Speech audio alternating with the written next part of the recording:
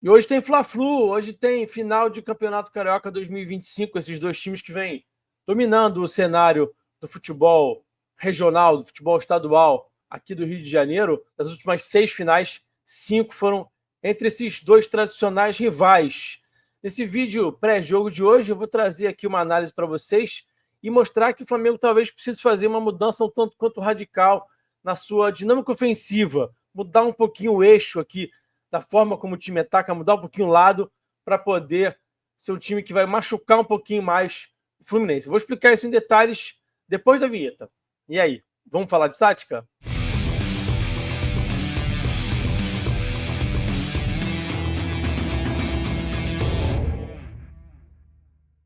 Sejam todos bem-vindos a mais um vídeo aqui no canal falando de tática. Lembrando vocês a deixarem sempre o like e se inscreverem no canal, que é muito importante.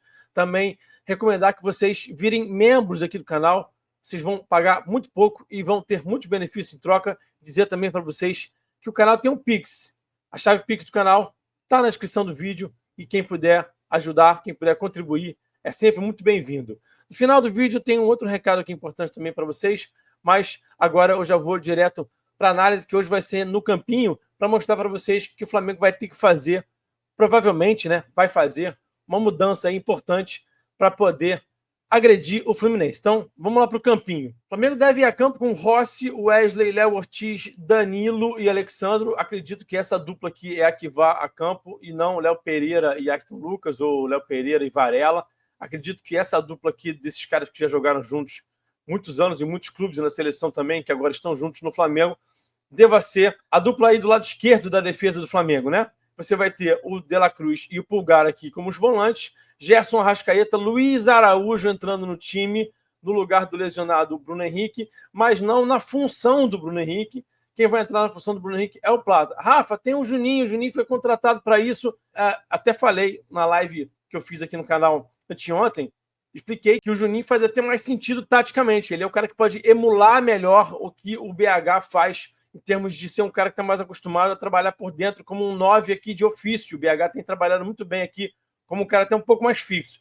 Mas o Felipe vai apostar nos caras que ele está confiando mais, que estão com mais ritmo de jogo. O Juninho está voltando de lesão, está sem ritmo e entrou no último sábado muito ansioso, gente. Deu para perceber o quanto ele está ansioso, precisando mostrar serviço. Isso numa final pode ser um problema. Então, acho que o Plata vai fazer aqui esse cara um pouquinho mais avançado.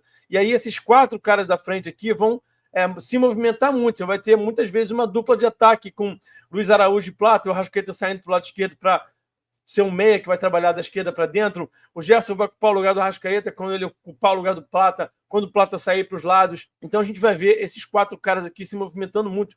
Bom, pelo menos assim espero. E acho que vai ser assim. O Felipe vai promover muita movimentação desses 4 caras aqui da frente para confundir a marcação do Fluminense, tá? Bom, vamos olhar aqui o Flamengo agora construindo as suas jogadas. O Flamengo deve armar esse 3-2-5 aqui, né? Com o De La Cruz e o Pulgar fazendo esse duplo pivô, os 2 volantes.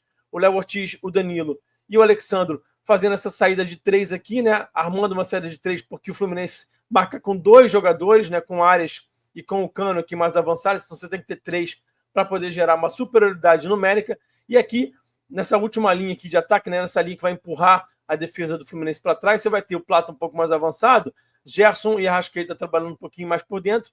E aí quem dá amplitude pelo lado esquerdo? O ponta, o meia barra ponta, né? O Luiz Araújo, que vai estar ali mais aberto no primeiro momento. E do outro lado, o Wesley. O Flamengo usa o Wesley sempre dando amplitude. Então, do lado direito, quem dá amplitude é o lateral. Do lado esquerdo, quem dá amplitude é o ponta. E aqui do lado direito, você tem essas ultrapassagens, esse movimento aqui do Wesley de receber essa bola na profundidade. O lado direito do Flamengo é um lado de profundidade. Você tem muita bola longa aqui, não só do Ortiz, como eu estou colocando aqui agora, mas também do Pulgar, do De La Cruz. O Flamengo inverte muito a jogada para pegar esse movimento aqui do Wesley, atacando aqui essa região do campo, atacando a profundidade, para poder gerar um jogo de força aqui por esse lado, e aí o Gerson vem apoiar. A gente vê o Flamengo usar muito o lado direito como um lado de profundidade, tá? Então eu vou colocar agora aqui o Fluminense em campo, que deve ir com essa formação aqui. Fábio, Guga ou Samuel Xavier pelo lado direito. Eu estou colocando aqui a dupla de zaga como Inácio e Thiago Silva. Pode ser que jogue o Freitas, também há essa dúvida ali em relação a quem vai ser o companheiro do Thiago Silva. Do lado esquerdo, o Fuentes. O Mano Menezes deve escalar Otávio e Martinelli como duplas de volante. Aqui mais à frente, Serna, Arias e Canóbio. O Arias agora trabalhando por dentro. o Cano um pouquinho mais adiantado. E aqui eu vou destacar para vocês exatamente o Arias, que está trabalhando um pouco mais por dentro. É claro que ele tem muita liberdade para se movimentar para os lados, para vir trabalhar com os pontas, com os laterais. Ele tem muita mobilidade, muita liberdade para se movimentar, mas ele parte desse local aqui mais centralizado para depois ir se movimentar para os lados. Tá? E aí, quando o time vai marcar, o time tem esse 4-4-2 aqui como estrutura de marcação, com o Serna pelo lado direito, o Canóbio pelo lado esquerdo e Arias e Cano mais à frente. O Arias assumindo o posicionamento que era do Ganso. O Arias, normalmente, com o Diniz especialmente, né, marcava pelo lado direito, onde está aqui o Serna, com o Ganso assumindo esse posicionamento aqui, onde está agora o Arias.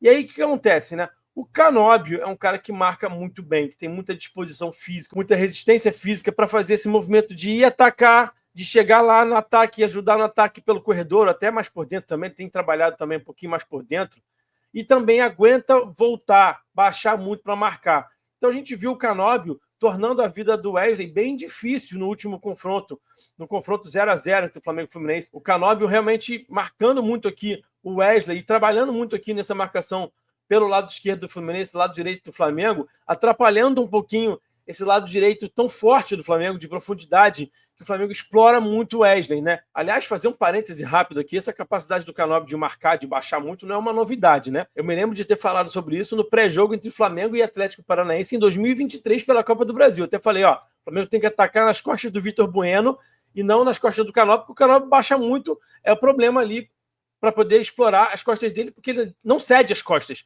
O Vitor Bueno, naquele momento, né, estava no Atlético Paranaense, eu falei, ó, ali sim você consegue jogar um pouquinho mais nas costas do Vitor Bueno, me lembro claramente disso.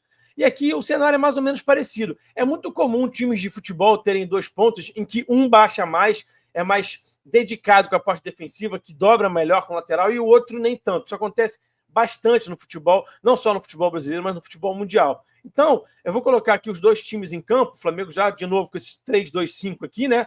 E aqui, essa segunda linha do Fluminense, essa segunda linha de 4, repara que ela já está bem deslocada aqui para o lado esquerdo. Quando a bola circula aqui para o lado esquerdo da defesa do Fluminense, lado direito do Flamengo, essa segunda linha ela se mexe bastante. Ela trabalha bem próximo da região da bola, da zona da bola.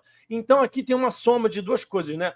Uma recomendação coletiva do Mano para que essa linha venha se deslocar bastante, para que possa pressionar o portador da bola, para que possa fechar a linha de passe, para que tente gerar uma superioridade numérica no setor da bola, tá? Mas no meu entendimento, tá? Pelo menos para mim, da minha forma muito particular de avaliar, tem também uma questão individual do Serna fechar muito para dentro. É um entendimento que ele tem, é algo que ele tem muito no jogo dele individualmente, dele fechar para dentro. Ele quer fechar, ele quer trabalhar aqui mais por dentro defensivamente. E aí fica um espaço às costas dele. Eu mostrei isso para vocês ontem, no vídeo que eu fiz ontem aqui no canal. Eu explorei essa situação aqui, mostrei vídeos de como o Serna cede aqui um pouquinho de espaço às suas costas por fazer esse movimento para dentro. Então, o Flamengo vai ter que inverter um pouco esta sua jogada para trabalhar diagonais longas lá daquele lado de esquerdo. Aqui do lado direito está bloqueado aqui pelo Canóbio. O Canóbio vai fechar muito esse lado aqui, como eu estou exatamente indicando aqui, destacando para vocês. Desse lado direito aqui, o Wesley vai ter a sua vida bastante complicada, como eu já falei. Então vai ter que inverter esse lado da jogada, essa diagonal, esse jogo de força, vai ter que chegar lá para o lado esquerdo. Ah, Rafa, mas o Alexandre não consegue fazer isso. Consegue sim. Não com a mesma força do Wesley, não com a mesma disposição, com a mesma mobilidade do Wesley, mas ele consegue sim fazer, e eu vou lembrar para vocês da partida de estreia do Alexandre. Ele jogou dessa forma contra o Vasco, aquele jogo que o Flamengo entregou ali o resultado no finalzinho, estava vencendo por 1-0, sofreu empate na reta final. O Alexandre jogou bem aberto naquela partida, com o pé na linha, como um lateral ali de ultrapassagem. Volto a dizer, ele não tem a mesma força, obviamente, do Wesley, atleta, inclusive, já mais velho, né, que não aguenta fazer tanto esse movimento, mas ele consegue, pelo menos, ocupar aqui a amplitude, trocar esse posicionamento com o Luiz Araújo, trazer o Luiz Araújo um pouquinho mais para dentro, para ser o cara que vai receber essa bola aqui na amplitude. Inclusive, dá para trocar esse posicionamento dos dois aqui. O Luiz Araújo pode ser o cara que vai estar mais por fora, com o Alexandre mais por dentro, e ser o Luiz Araújo o cara a receber essas bolas da diagonal do Léo Ortiz, pode ser também do Pulgar, pode ser do Danilo, pode ser, enfim, de outros jogadores, tá? O Gerson pode vir apoiar aqui esse jogo com o De La Cruz, baixar um pouquinho para atrair também os adversários, como eu estou destacando aqui para você, ó, o Gerson vindo trabalhar aqui mais por dentro, aqui, mais próximo do De La Cruz, para o Alexandre poder ir lá para a amplitude, trabalhando mais próximo do Luiz Araújo, e o Pulgar ficando aqui um pouco mais recuado num primeiro momento, né? Depois, obviamente, que o Pulgar vai se adiantar. Então, qual é a ideia aqui? Buscar situações de 2 contra 1 do Alexandre Luiz Araújo para cima do Guga. É uma situação que é possível de acontecer por conta desse posicionamento do Serna. Então, dá para trabalhar esse 2 contra 1 e também esse 3 contra 2 aqui, com o Flamengo buscando essa diagonal longa, bastante rasante, bastante tensa, fazendo essa bola chegar rápido ali do outro lado para trabalhar essa eventual superioridade numérica desse lado esquerdo, seja no 2 contra 1, como já mostrei, como também aqui no 3 contra 2 de Alexandre Luiz Araújo e Arrascaeta para cima de Inácio e de Guga. Então esse pode ser o grande mapa da mina, esse pode ser o grande caminho aí para o Flamengo poder machucar o Fluminense, inverter um pouquinho mais o eixo da jogada, usar o lado esquerdo, que normalmente é um lado mais associativo do Flamengo, de tabela, de passos curtos,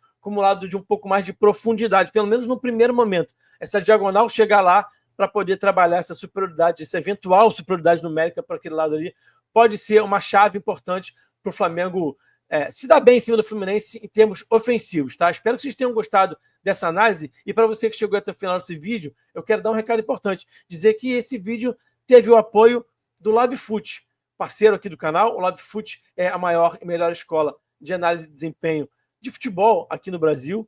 E se você quer aprender um pouquinho mais sobre futebol, sobre esse esporte que você tanto ama, confira os cursos do Laboratório do Futebol. Aqui na descrição desse vídeo tem o link para alguns cursos do Laboratório do Futebol, tem cursos muito legais, explorando o jogo, sistemas táticos, tem o combo profissional de cursos, tem a comunidade mestres de análise, tem o Bola Parada, que também é muito legal. Bola Parada pode decidir aí essa final também, né? Quem sabe se o Flamengo não faz um gol ali de bola parada e dá aquela destravada no jogo, abre o placar e dá aquela tranquilizada, né? Então tem muitos cursos legais do Laboratório do Futebol aqui disponíveis em parceria com o canal Falando de Tática. Por que eu estou falando de parceria? Porque com o cupom FALANDO20 você tem 20% de desconto nesses cursos. Então, vale muito a pena. Se você quer estudar um pouquinho sobre futebol, conhecer um pouquinho mais sobre esse esporte que você tanto ama, vale a pena demais você entrar aqui nos cursos que estão disponíveis na descrição desse vídeo e colocar o cupom FALANDO20 para ter desconto. Beleza? Bom, então é isso. Bom jogo para todo mundo mais tarde. A gente se vê no próximo vídeo, numa próxima live. Aquele abraço e eu